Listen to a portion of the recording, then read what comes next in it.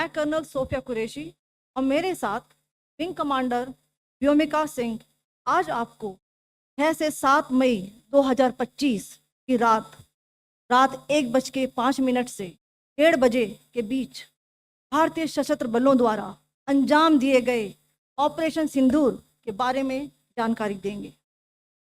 Operation सिंदूर 22 अप्रैल को पहलगाम में हुए विभत्स आतंकवादी हमले के शिकार मासूम नागरिकों व उनके परिवारों को न्याय देने के लिए लॉन्च किया गया था। इस कार्रवाई में 9 टेररिस्ट कैंप्स को टारगेट किया गया और पूरी तरह से इसे बर्बाद किया गया। पाकिस्तान में पिछले 3 दशकों से टेरर इंफ्रास्ट्रक्चर का निर्माण हो रहा है। इसमें recruitment, indoctrination centres, training areas व लॉन्च पैड शामिल थे, जो पाकिस्तान और पाक अधिकृत जम्मू कश्मीर POJK दोनों में फैले हैं। Operation Sindoor was launched by Indian Armed Forces to deliver justice to the victims of Pahalgam terror attack and their families. 9 terrorist camps were targeted and successfully destroyed. Over the last 3 decades, Pakistan has systematically built terror infrastructure. It is a complex web of recruitment and indoctrination centers, training areas for initial and refresher courses, and launch pads for handlers. These camps are located both in Pakistan as well as Pakistan-occupied Jammu and Kashmir areas. Some of the well-known training camps are located, as you can see on the screen.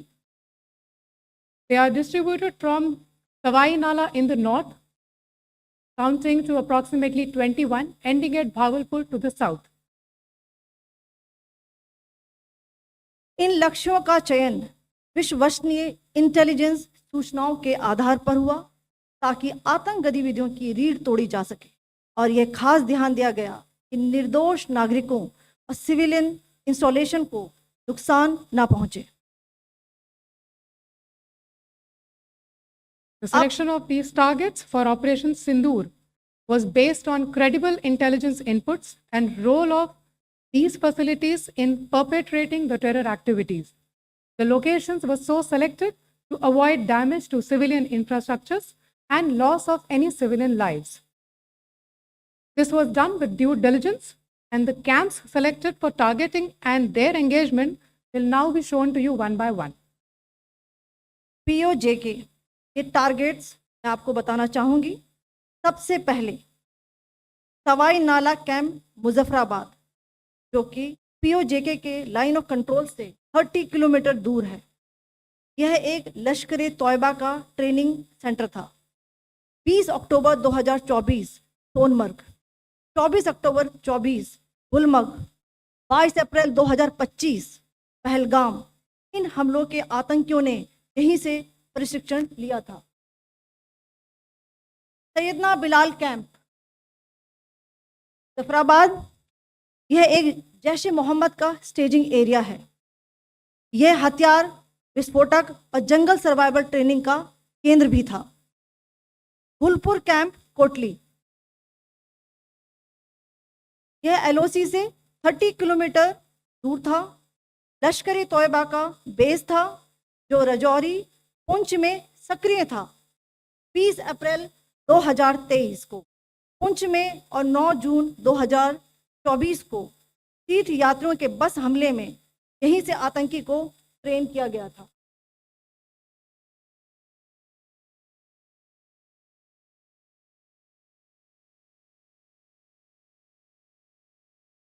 Barnala camp Bhimber, ये LOC से 9 kilometre दूर है।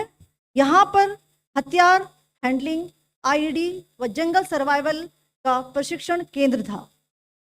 Abbas camp Kotli,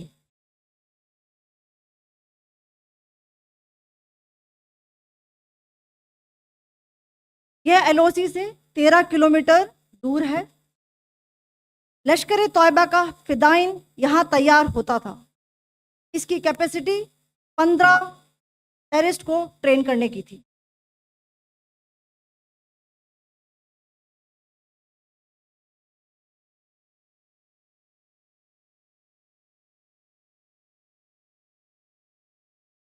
अब मैं पाकिस्तान के अंदर के target से अवगत कराना चाहूंगी। पहला, सर्जिकल कैंप सियालकोट। यह अंतर्राष्ट्रीय सीमा से 6 किलोमीटर की दूरी पर है, सांबा कटवा के सामने।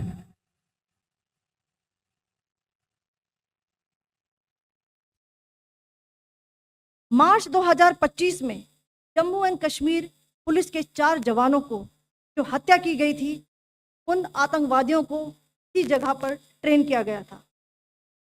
दूसरा, महमूना जाया कैंप सियालकोट। यह 18 से 12 किलोमीटर आईबी से दूर था। हिजबुल मुजाहिदीन का बहुत बड़ा कैंप था। ये कठुआ जम्मू क्षेत्र में आतंक फैलाने का नियंत्रण केंद्र था। पठानकोट एयरफोर्स बेस पर किया गया हमला भी इसी कैंप से प्लान और डायरेक्ट किया गया था। मरकज ताइबा मुरीद के, यह आईबी से 18 से 25 किलोमीटर दूरी पर है। 2008 के मुंबई हमले के आतंकी भी यहीं से प्रशिक्षित हुए थे। अजमल कसब और डेविड हेडली भी यहाँ ट्रेन हुए थे।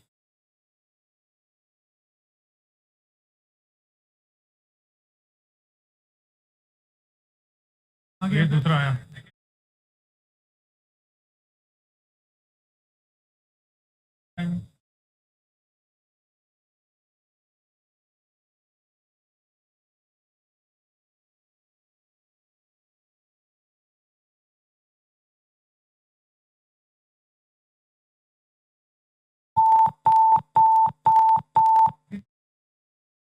एंक्लोजर सेम ही है, just hit the target.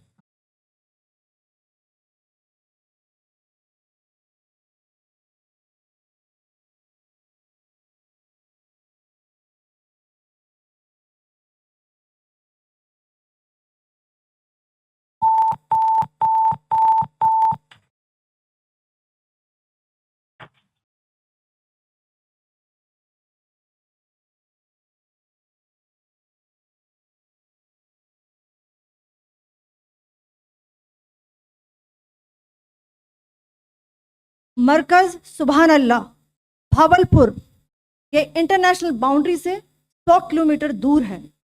Jaish ए मोहम्मद का मुख्यालय था।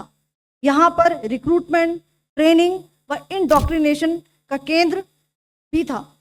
शीर्ष आतंकी अक्सर यहाँ आते थे।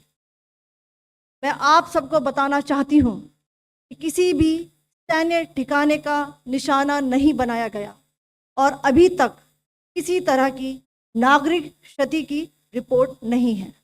धन्यवाद। जय Hind. The strike on the terror camps were undertaken through precision capability, as shown to you. A niche technology weapons with careful selection of warheads was ensured so that there will be no collateral damage. The point of impact in each of the target was a specific building or a group of buildings.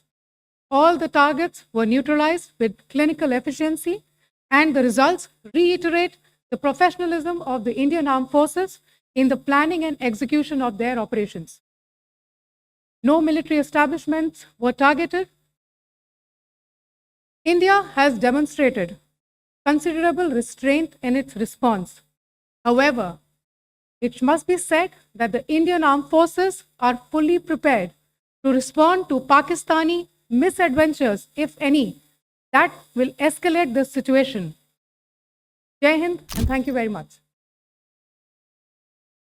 Ladies and gentlemen, friends in the media, I ask your indulgence today in view of the fact that this is still an evolving situation. We will therefore not be able to take questions and answers today, but we will come back for more updates and more briefings.